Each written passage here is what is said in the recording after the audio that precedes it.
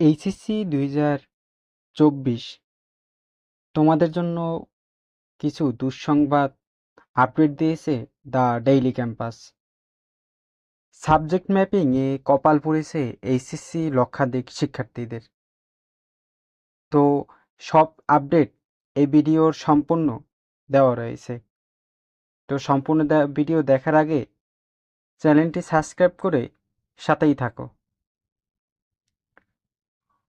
চলতি বছরে এইচএসসি ও সমমান পরীক্ষার ফলাফল আগামী 15ই অক্টোবর প্রকাশিত হবে। এবার 60টি বিষয় নম্বর ভিত্তিতে মূল্যায়ন করা হলেও 13টি বিষয় সাবজেক্ট ম্যাপিংয়ের মাধ্যমে ফলাফল তৈরি করা হয়েছে। 13টি বিষয়ে অটোপাস দেওয়া হলেও পরীক্ষায় অনুপস্থিত থাকার কারণে প্রায় লক্ষাধিক শিক্ষার্থীদের কপাল পুড়েছে।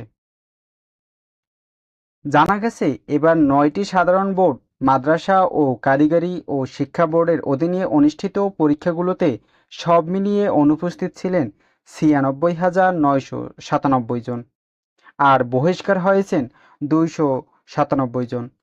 নিয়ম অনুযায়ী পরীক্ষায় অনুপস্থিত থাকলে কিংবা বহিষ্কার হলে সামগ্রিক ফলাফল ফেল আসে।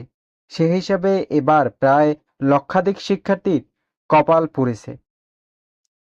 এ বিষয়ে আন্তঃশিক্ষা বোর্ড সমন্বয় কমিটির সভাপতি এবং ঢাকা মাধ্যমিক ও উচ্চ মাধ্যমিক শিক্ষা বোর্ডের চেয়ারম্যান অধ্যাপক তপন কুমার সরকার দ্য ডেইলি ক্যাম্পাসকে বলেন, শুধু অনুপস্থিত কিংবা বহিষ্কার নয়, অনুপস্থিত হওয়া 60টি পরীক্ষায় যারা 5 নম্বর তুলতে পারবেন না তাদের ফলাফল ফেল আসবে।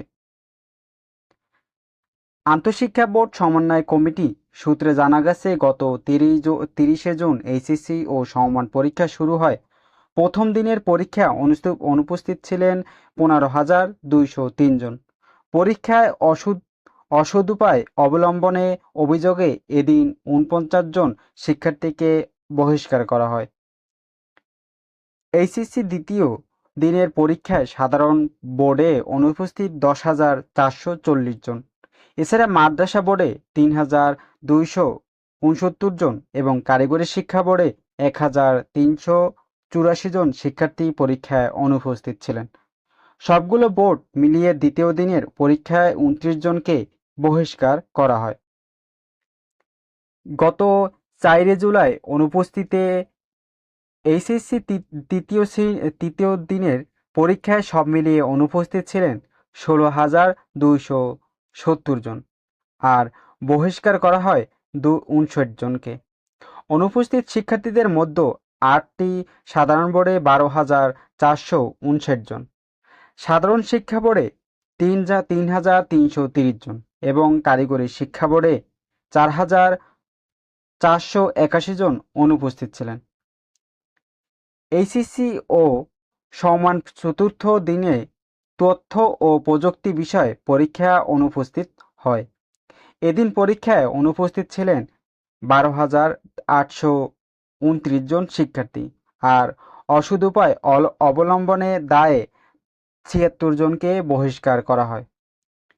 এইচএসসি ও সমমান পরীক্ষায় পঞ্চম দিনের পরীক্ষায় যারা দেশে অনুপস্থিত ছিল 13,590 জন পরীক্ষার্থী, আর অসদুপায় অবলম্বনে দায়ে 16 জনকে বহিষ্কার করা হয়েছিল।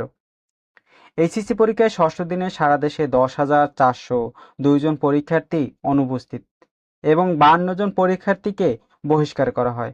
সপ্তম দিনে নকল করার দায়ে মোট 16 জনকে পরীক্ষার্থীকে বহিষ্কার করা হয়েছে। এদিনে সারা দেশে অনুপস্থিত ছিলেন 13,590 জন পরীক্ষার্থী। তথ্যমতে এবার এইচএসসি ও সমমানে পরীক্ষায় মোট শিক্ষার্থী 14.5 লাখের মতো। 60টি পরীক্ষায় হওয়ার পর সরকারি চাকরিতে কোটা সংস্কারের দাবিতে আন্দোলন ছড়িয়ে পড়ে।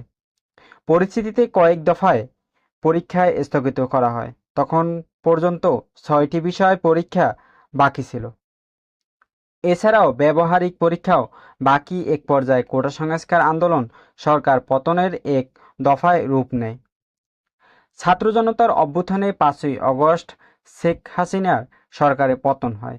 পরে সিদ্ধান্ত হয় 11ই আগস্ট থেকে নতুন কর্মসূচিতে পরীক্ষা নেওয়া হবে, যদিও তা হয়নি। কারণ হিসেবে শিক্ষা বোর্ড সূত্রে জানা যায়, আওয়ামী লীগের সরকারের ক্ষমতাচ্যুতে বিভিন্ন এলাকায় থানা হামলা হয়েছিল। এতে থানায় রাখা প্রশ্নপত্রের ট্যাঙ্ক ক্ষতিগ্রস্ত হয়।